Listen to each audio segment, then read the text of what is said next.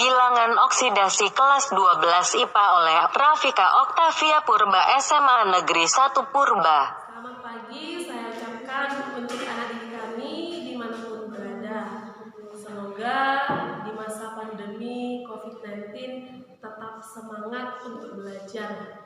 Jadi tidak ada alasan karena nggak sekolah, nggak datang ke sekolah jadi malas belajar. Kalau belajar dimanapun itu harus bisa. Jadi anak didik kami sekarang punya kesempatan belajar dari rumah.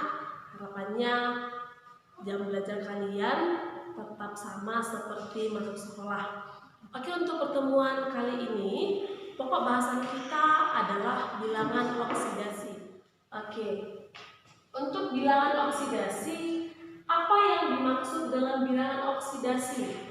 Bilangan oksidasi itu adalah suatu muatan atom jika sekiranya elektron ikatan diberikan kepada atom yang keelektronegatifannya lebih besar. Atau singkatnya, bilangan oksidasi itu adalah jumlah muatan positif atau muatan negatif dalam suatu atom. Jadi biloxnya nanti bisa positif dan bisa negatif. Saat kapan positif, saat kapan negatif, itu tergantung dari keelektronegatifan. Yang paling elektronegatif itu nanti memiliki bilox negatif. Yang paling elektropositif atau keelektronegatifannya kecil itu nanti biloxnya positif. Oke, kita akan lihat sedikit tentang peringkat keelektronegatifan.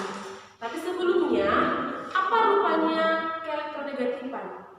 Ingat waktu pelajaran kelas 10, salah satu sifat periodik unsur adalah keelektronegatifan. Keelektronegatifan maksudnya kemampuan suatu atom untuk menerima elektron supaya stabil. Oke, maka urutannya yang paling elektropositif itu adalah logam. Makanya nanti secara umum logam akan memiliki bilox yang positif. Oke, logam. Kemudian setelah logam itu si H, kemudian si B, kemudian si C, kemudian si S, kemudian I, kemudian BR, kemudian CL, kemudian N, kemudian O dan F. Jadi yang paling besar elektronegatifnya adalah si F. F itu adalah golongan 7. Jadi sangat gampang kali untuk menerima satu elektron supaya dia mencapai yang namanya oktet atau 8. Oke, untuk menentukan bilox ada beberapa aturan yang perlu kita ingat. Di sini Ibu akan membuat ada 4 aturannya. Kita bahas satu persatu. Oke, yang pertama, dalam unsur bebas biloxnya sama dengan 0. Apa maksudnya unsur bebas? Unsur bebas ketika belum berikatan dengan unsur yang lain. Jadi dia masih sendiri. Oke, contohnya Na, Ba, Mg, Cl2, O2, Br2 dan sebagainya. Jadi nanti kalau masih sendiri hanya Na aja, hanya Ba aja, bilox mereka adalah 0. Itu yang pertama. Aturan yang kedua adalah jika dalam senyawa, dalam senyawa maka sudah berikatan dengan unsur yang lain. Ada ketentuannya bahwa si H itu biloxnya adalah positif 1. Si H biloxnya positif 1. Tapi ada pengecualian, kecuali dalam hidrida logam. Apa itu hidrida logam? Ketika H bereaksi atau berikatan dengan si logam. Oke, contohnya NaH, BaH2, AlH3 dan lain sebagainya. Yang pasti ada H yang berikatan dengan logam. Itu hidrida logam. Kalau dalam hidrida logam, maka biloxnya adalah positif. Biloxnya adalah -1. Oke, kemudian yang kedua itu atom CO. Atom CO memiliki bilox -2 kecuali dalam F2O. Kalau dalam F2O bilox CO itu Kenapa bisa positif sementara di sini negatif sebenarnya? Karena kita lihat dari peringkat keelektronegatifan antara O dengan si F, yang lebih elektronegatif adalah si F. Itulah kenapa biloxnya si O dibuat dari positif 2. Kemudian dalam peroksida H2O2, Na2O, BaO2, bilox si O adalah -1. Itu dia untuk atom si O. Kemudian yang berikutnya untuk logam. Untuk logam itu biloxnya adalah positif. Positif berapa itu tergantung golongannya. Kalau dia logam golongan 1A, maka dia positif 1. Kalau dia golongan 2A, maka dia biloxnya adalah positif 2. Demikian logam golongan 3A, biloxnya adalah positif 3. Oke, gimana kalau dia logam transisi? Logam transisi itu yang golongan yang B, beberapa ada yang biloxnya lebih dari 1. Salah satu contohnya adalah AU. AU itu adalah unsur emas. Jadi kalau unsur emas itu biloxnya adalah positif 1 dan positif 3. Oke, kita lanjut untuk aturan berikutnya. Oke, aturan yang ketiga, jumlah bilox dalam ion itu sama dengan muatannya. Baik itu ion positif atau ion negatif, nanti biloxnya adalah jumlah muatannya. Salah satu contohnya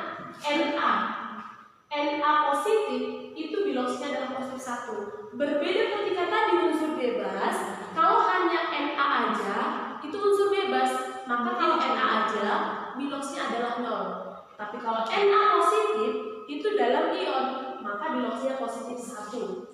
Demikian Mg2 positif, maka biloxnya positif 2. Cn negatif, biloxnya negatif 1. Kemudian O2 negatif, berarti biloxnya -2. Atau yang poliatom NH4 positif, nanti bilox si N dan si H jumlahnya harus positif 1. Demikian juga SO4 2 negatif, nanti jumlah bilox si S dengan si O itu harus -2. Oke, itu aturan yang ketiga.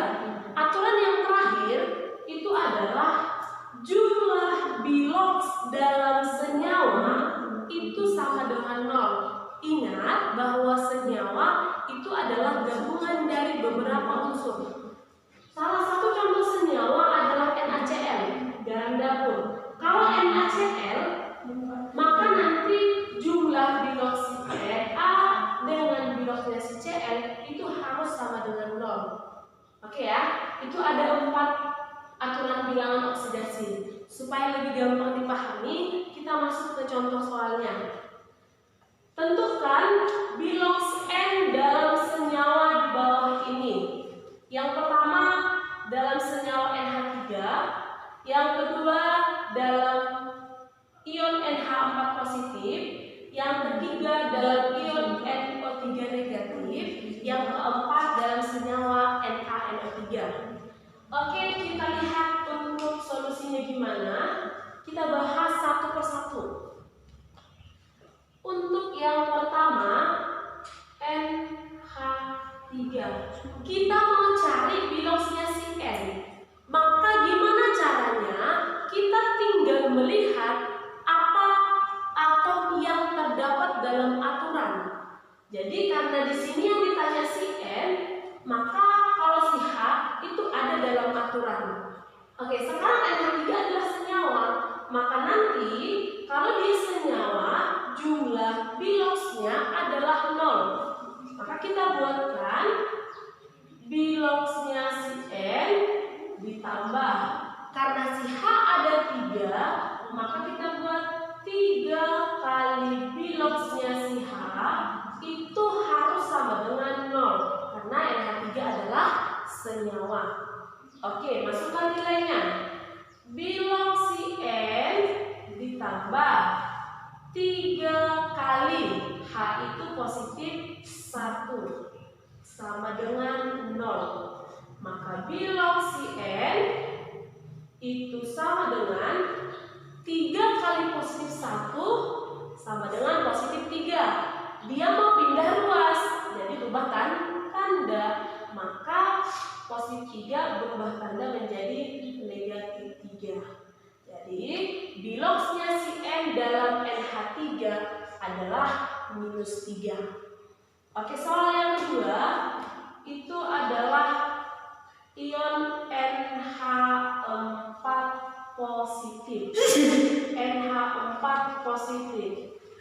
Oke, kemudian kita lihat yang ada di aturan ternyata si H juga. Biloksnya si N ditambah 4 kali biloksnya si H harus sama dengan, karena ini ion maka sama dengan jumlah muatannya. Muatannya berapa? Itu positif 1. Oke, maka biloks si N ditambah 4 kali positif 1 itu sama dengan positif 1. Maka biloks si N itu sama dengan positif 1. Positif 1 kali 4, positif 4. Pindah tempat itu jadi berubah tanda. Maka dikurang 4. Maka biloks N itu sama dengan minus 3. Oke, itu soal yang kedua. Soal yang ketiga adalah NO3 negatif. Ini dalam anion atau muatan negatif.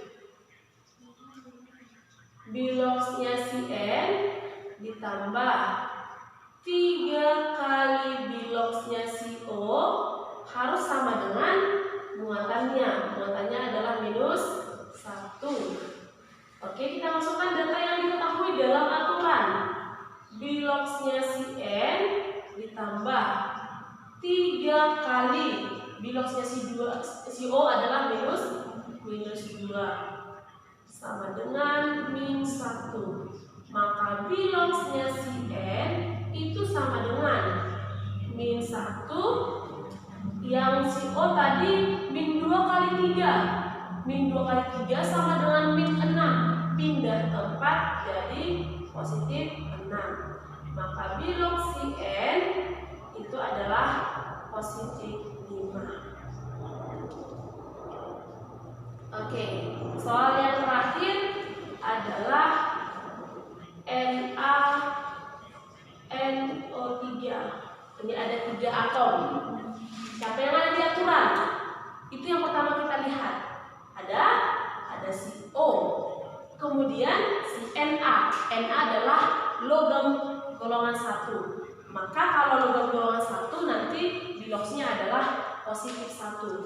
Kita buat biloksnya si Na ditambah biloksnya si N ditambah, ini O-nya ada 3, maka 3 kali biloksnya si O itu sama dengan, karena ini senyawa maka harus sama dengan 0. Oke, kita buat yang ada di aturan. Si Na itu 1 tambah biloksnya si N tambah 3 kali si O di aturan adalah minus 2, harus sama dengan 0. Maka biloksnya si N itu sama dengan, ini 3 kali min 2 min 6. Min 6 tambah 1 tadi dia min 5. Min 5 dia mau berubah, mau pindah tempat atau pindah ruas, maka jadi positif 5. Oke, jadi kalau kita lihat dari soal ini, dari beberapa senyawa yang berbeda dengan ion yang berbeda, ketika yang dicari adalah biloksnya atom yang sama, itu nanti biloksnya berbeda-beda, tergantung dengan siapa dia berikatan. Seperti NH3, dia biloksi N minus 3. Kalau di NH4 positif, biloksi N dia minus 3. Di NO3 negatif, biloksnya si N adalah positif. positif 5. Kemudian di NaNO3 di log-nya si N adalah positif 5 gitu. Jadi ini adalah cara menentukan bilangan oksidasi dari atom. Ya, harapan Ibu nantinya kalian bisa memahami setelah menonton video ini. Jadi ini sangat perlu untuk dipahami, untuk dikuasai, sehingga nantinya kita gampang untuk melanjutkan topik kita ke reaksi redoks. Jadi nanti dalam reaksi redoks harus diingat aturan bilangan oksidasi. Oke, sekian untuk topik pertemuan kali ini. Tetap semangat, salam sehat. Sekian penjelasan tentang bilangan oksidasi, semoga bermanfaat. Jangan lupa like, comment, share, dan subscribe.